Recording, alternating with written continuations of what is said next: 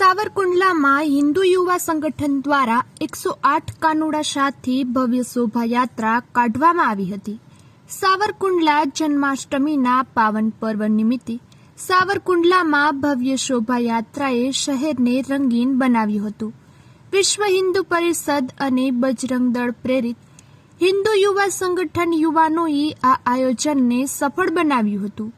શાહી ટ્રેક્ટર, રજવાડી રથ, ડીજે, નાસિક ઢોલ અને શણગારેલી બાઇકોની ભવ્ય શોભાયાત્રામાં બહેનો દ્વારા તલવાર રાસ, દંડયુદ્ધ તેમજ શોભાયાત્રાના રૂટ પર મટકી ફોડ કાર્યક્રમે લોકોને આકર્ષિત કર્યા હતા અને કુસ્તી કલા જેવી અન્ય કલાઓ પણ રજૂ કરવામાં આવી હતી।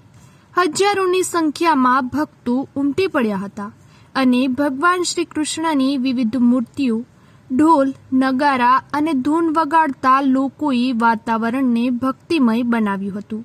સાવરકુંડલાના મુખ્ય માર્ગ પર ફરતી આ શોભાયાત્રા દરમિયાન ભક્તોએ ભજન કીર્તન કરીને ભગવાન શ્રી કૃષ્ણની આરાધના કરી હતી।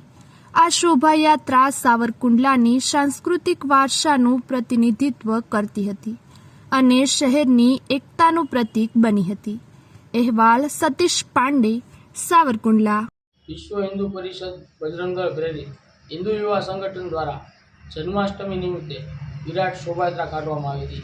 જે છેલ્લા 9 વર્ષથી સાવરકુંડલામાં શોભાયાત્રા કાઢવામાં આવે છે, જેમાં 108 કાનુડા, નાના બાળકો કાનુડાને વેશભૂષા ધારણ કરીને શોભાયાત્રામાં જોડાયા હતા અને હિન્દુ ભારતીય સંસ્કૃતિની ઝાંખી દર્શાવતા ટ્રેક્ટરો શોભાયાત્રામાં રજૂ કરવામાં આવતા। 1.5 થી 2 કિલોમીટર લાંબી શોભાયાત્રામાં હજારો લોકો જોડાયા હતા।